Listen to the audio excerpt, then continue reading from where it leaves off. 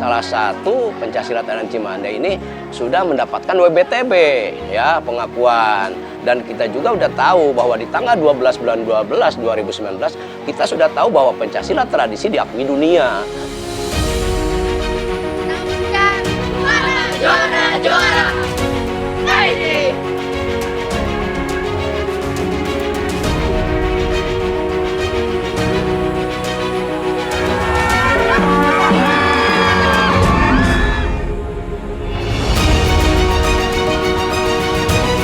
Di antara tiga itu dibungkus, dikemas oleh 14 butir talek.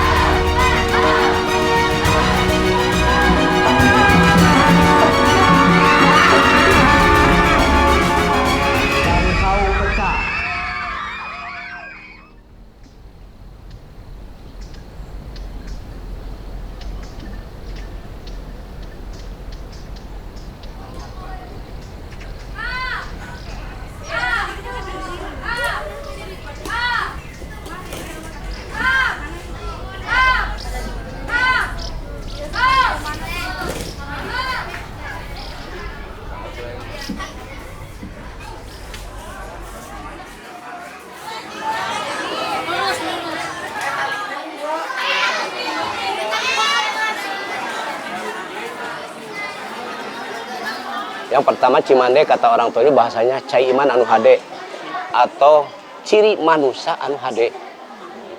Ya. Nah, yang kedua gitu kan, di Cimande ini ada apa sih sampai bisa mancanegara dikenal ya gitu. Udah jelas kalau untuk Jawa Barat mah ya udah apa buruanana lah gitu kan, halamanana gitu kan. Cuman yang dikenal di Cimande ini ada tiga. Kita harus apa? Yang pertama Cimande dikenal dengan pencaksilatnya. Yang kedua Cimande dikenal dengan pengobatan tradisional patah tulangnya.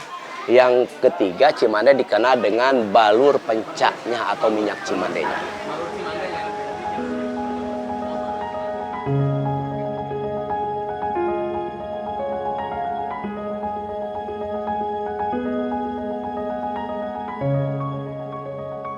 Pada hari ini tuh acara nyamenkeun barudak ya, bahasa keren nama festival. Festival itu kan pesta jadinya. Pesta ngaranna pesta mah kudu meriah, kudu rame gitu kan gitu. Ya, alhamdulillah pada hari ini teh pembukaan hari yang pertama festival pencaksilat aliran Cimande, dan insya Allah juga nanti ada saresehannya ya gitu, ada kesenian yang lain.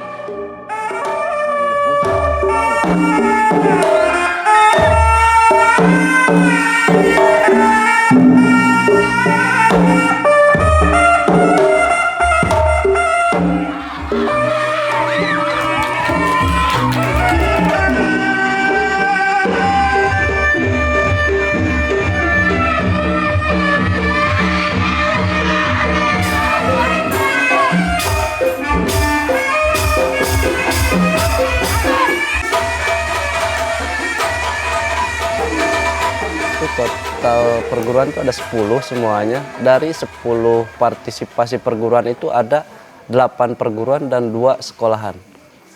Dan dari semua perguruan yang ada 10 itu alhamdulillah mengisi semua kategori-kategori yang sudah disiapkan oleh panitia. Dan dari 10 perguruan yang sudah berpartisipasi itu ada hampir 200 peserta yang ikut untuk mengisi kategori itu. Dari usia dininya, pradini, usia remaja dan pra-remajanya. Ada Simatantra Gedenitis, ada Pancawarna, terus ada Saung Penca, ada Putra Saung, ada Gerak Rasa, ada BC-BC, Bala Cinta Budaya Cimande ya. Terus ada juga yang apa dari sekolah ya gitu kan. Terus ada juga kita mengundang yang dari luar, dari Jakarta gitu. Insya Allah pokoknya ini kita masih apa ya, dengan 10 lingkung seni aja baru tingkat ya, baru selingkungan 2 desa ya, baru 2 desa kita sudah bisa ngumpulkan. Kalau kita nih dihitung-hitung dari 1 lingkung seni kita ambil kecilnya aja ya, ada 50 aja ya, 10 kita masih siap, generasi kita untuk menjaga budaya, berarti harapan kita budaya kita tidak akan hilang.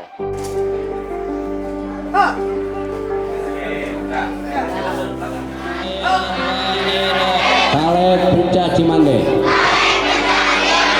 Satu, harus taat dan takwa kepada Allah dan Rasulnya. Dua, jangan melawan kepada ibu dan bapak serta atua karo atau orang yang lebih tua. Tiga, jangan melawan kepada guru dan ratu, pemerintah. Empat, jangan judi dan mencuri. Lima, jangan ria, takabur dan sombong. Enam, jangan berbuat zina. Tujuh, jangan bohong dan licik. Delapan, jangan mabuk-mabukan dan menghisap madat. Sembilan, jangan jahil menganiaya sesama makhluk Allah. Sepuluh, jangan memetik tanpa izin, mengambil tanpa meminta. 11, jangan suka iri hati dan dengki. 12, jangan suka tidak membayar hutang. 13, harus sopan santun, rendah hati, ramah tamah, dan saling menghargai sesama manusia.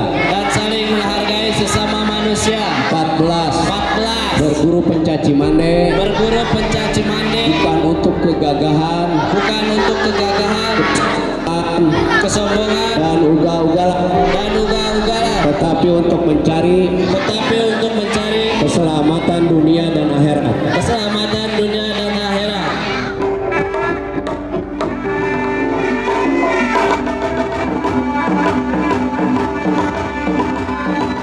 Nah, setelah menerima talek ini, mau yang belajar silat, mau belajar urut gitu kan, atau baru ya ini tuh udah sah untuk mempelajari, mengamalkan, mensiarkan ilmu tradisi budaya yang ada di Cimande.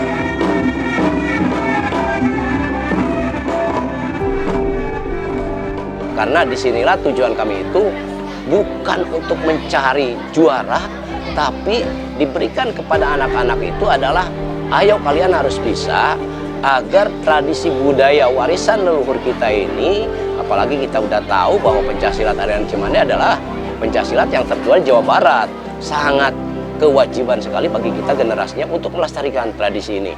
Gitu. Jadi baru pertama kali ini satu kebanggaan dan satu kehormatan buat kami, khususnya keluarga besar pencaksilat Aliran Cimande yang diberikan kepercayaan untuk mengadakan festival ini. Itu.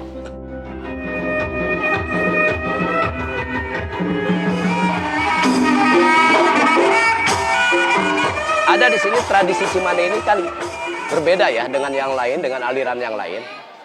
Cimande ini sebelum kita melangkah kepada tradisi dan budaya yang lainnya, di Cimande yang pertama gerak dasarnya aja duduk.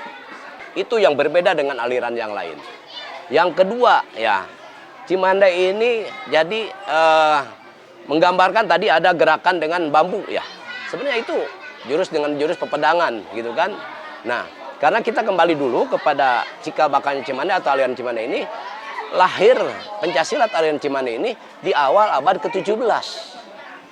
Nah, berarti kalau di awal abad ke-17 masa-masanya kita lagi dijajah ya, gitu. Nah, orang tua kita dulu tidak sekolah tapi cerdas. Berarti budaya itu udah ada. Cuman bagaimana menyiasatinya agar tidak dilarang atau tidak dibubarkan oleh penjajah tadi.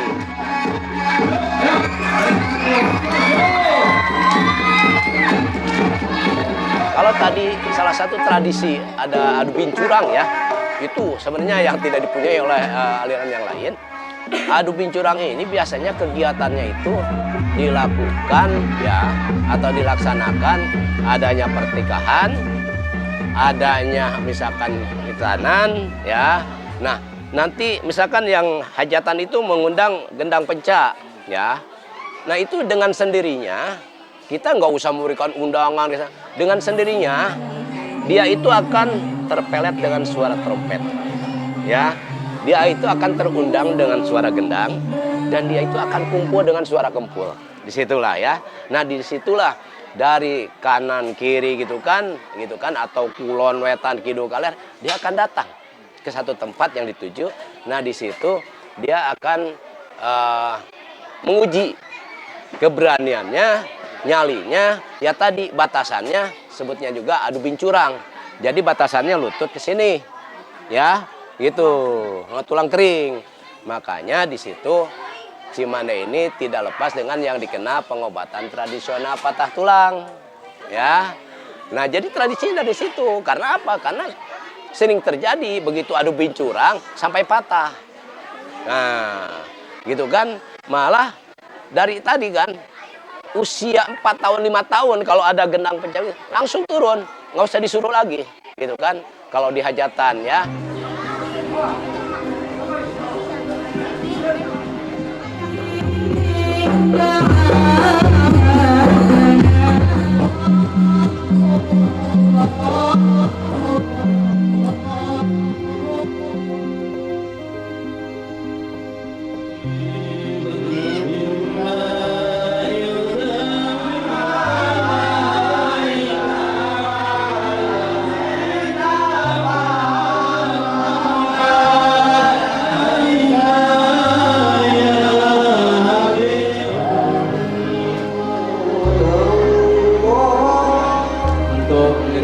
Kepada leluhur kita, kepada kesubuhan kita semua. Ya Habib, ya Muqtadir, ya Muqtadir. Jadi pada prinsipnya sebetulnya kami dari Kementerian Kebudayaan dan saya Retno dari Balai Pelestarian Kebudayaan Wilayah 9 Jawa Barat merupakan perwakilan dari Kementerian Kebudayaan yang memiliki tugas dan fungsi untuk pengelolaan warisan budaya Indonesia. Jadi kalau kita perhatikan pencaksilat memiliki ekosistem yang luar biasa di sini. Terlihat bagaimana generasi muda semuanya bisa mulai mengenal, kemudian berlatih. Kemudian saya lihat juga di sini dari peserta-peserta pertandingan kemarin yang luar biasa. Jadi kita memang melalui berbagai lembaga, instansi, kemudian non formalnya terutama memastikan bahwa ekosistem pencaksilat di Indonesia khususnya di Jawa Barat bisa terjamin melalui perpanjangan tangan kami, ujung tombak kami, sanggar-sanggar maupun saung-saung pencak seperti saung pencak di sini, saung pencak Cimande yang membantu kami menjaga, melestarikan dan memastikan keberlanjutan dari pencaksilat khususnya untuk daerah Cimande.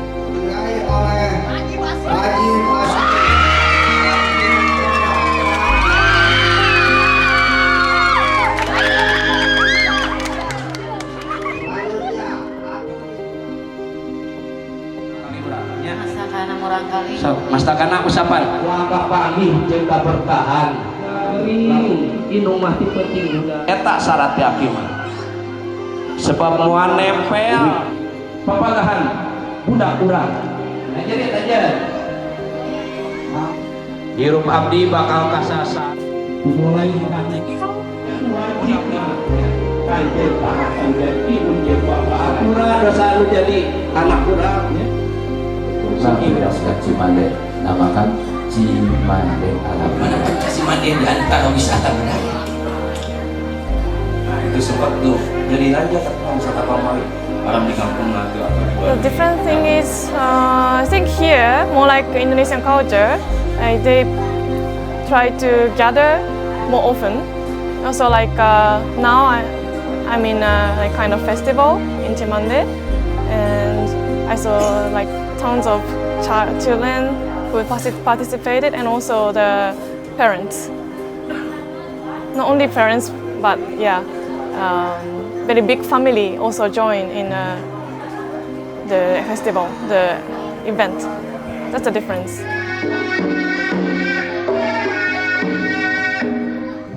Salah satu ritual yang kami miliki di Desa Cimande yaitu Ngabumbang. Banyak hal yang sebenarnya bisa diungkap dari Ngabumbang. Bahwa pertama, Ngabumbang itu adalah salah satu kegiatan religi yang sudah berlangsung mungkin berabad-abad. Secara harfiahnya Ngabumbang itu adalah melek semalaman. Jadi selama periode Ngabumbang itu lebih banyak kegiatan-kegiatan yang bersifat religius, karena selalu kegiatan Ngabumbang itu bersamaan dengan peringatan Maulid Nabi Muhammad SAW.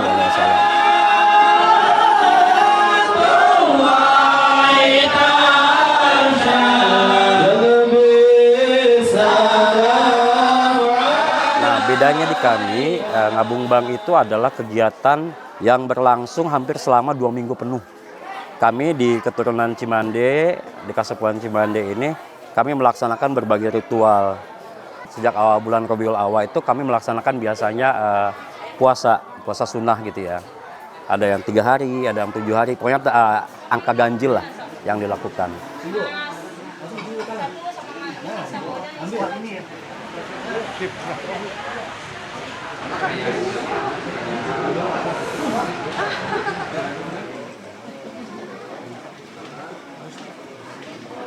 Jadi kalau dulu itu versi Ngabumbang, kalau versi yang saya dulu semalam 14 itu kita nggak tidur, keliling-keliling, jarah, terus kita mandi, ngerendam mandi. Ya itu sih tergantung yang mau gitu, nggak semua, nggak diwajibkan juga. Tapi kalau misalnya itu sih biasanya yang punya tujuan. Puncaknya dari kegiatan Ngabumbang itu memang karena pembersihan diri ya, dari filosofi pembersihan diri itu adalah mandi di Sungai Cimande. Jadi Cimande itu nama sungai sebenarnya. Mandi di Sungai Cimande, dan itu dilaksanakan di akhir tanggal 14 Maulid. Biasanya pagi-pagi setelah jam 12 malam, biasanya mereka berbondong-bondong, tamu dibawa sama tuan rumahnya, berbondong-bondong untuk mandi di Sungai Cimande. Itu dilaksanakan malam hari sampai pagi, sampai subuh. Jadi bergantian, kadang mereka bikin spot-spot sendiri buat mandi kayak gitu. Nah itu jadi di sana kita pisah yang perempuan, yang laki-laki di saya. Itu udah kita tempatkan tempat-tempatnya seperti itu. Tapi dilaksanakan di malam hari. Tidak ada yang dilaksanakan di siang hari. Jadi itu adalah puncaknya, puncak pembersihan diri yang dilakukan saat Ngabumbang.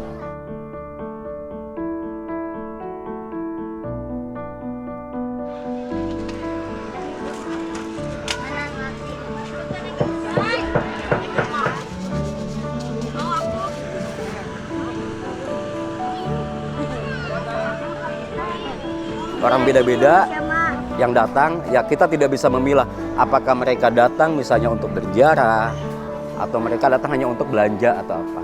Tapi kalau dilihat dari sisi ekonomi, ya pergerakan ekonomi seperti itu. Dampak untuk masyarakatnya, mereka sangat antusias sekali karena mereka yang di lingkungan sini, khususnya yang ada di dekat-dekat sini, mereka bisa berjualan mungkin ya gitu kan, buat penambah penghasilan mereka gitu kan. Walaupun yang tadinya mereka istilahnya tidak berjualan, bisa berjualan ngedadak gitu. Kalau misalkan untuk acaranya sendiri itu kan bisa untuk mengenalkan budaya seni ya, sama mungkin ciri khas desa Cimande kan. Tapi kalau misalkan untuk pedagang khususnya, ya itu kan jadi acara keramaian, mengundang banyak orang. Jadi ada kesempatan untuk berjualan, mencari nafkah. Jadi untuk penyelenggaranya juga, jadi emang menyediakan untuk buat pedagang gitu ya. Dampak malah bersyukur, jadi saya punya penghasilan dari anak-anak gitu ya, yang jajan, jadi lebih meningkat ekonomi gitu. Ya. Oh, alhamdulillah. Jadi kan yang jualan kaki lima juga bisa berjualan. Berhubung kan di sini banyak orang-orang ya. Jadi bisa berjualan secara bisa apa sih namanya? mendapat pendapatan ya gitu.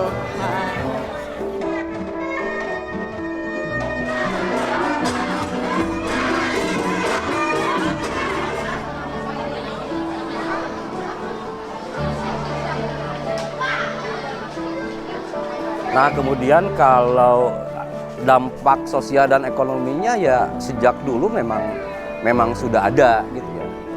Dampak terutama dampak ekonominya deh. Dampak ekonominya itu misalnya dari 1,5 kilometer perjalanan yang harus ditempuh para peziarah itu di kiri kanannya itu pasti banyak pedagang. Dan itu tiap tahun pasti penuh. Salah satu yang membuat jalan macet, yang membuat perjalanan tersendat itu karena banyaknya pedagang di kiri kanan. Itu sudah terbiasa buat kami. Beragam barang yang dijual itu ada semuanya.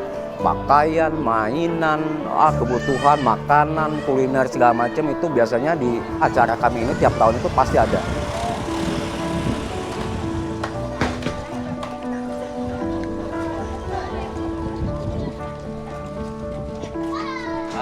Kita perjalanan hidup manusia itu lahir itu tidak ada yang langsung berdiri, tidak ada yang langsung kaya, tidak ada yang langsung pintar. Itu proses, ya, proses. Dan juga kita kembali lagi bahwa bumi itu adalah makhluk yang maha kuasa juga. Harus kita berikan syukuran juga kepada bumi yang menghampar untuk yang diinjak oleh kita, yang dimiliki oleh kita.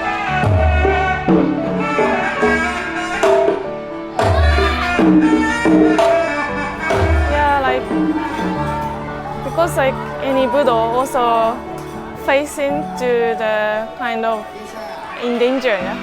Because like less people take it seriously. Then yeah, I really hope that Silat, also same as Japanese martial arts, can develop well, like better, and more people can join, and to like preserve the beautiful culture in the world.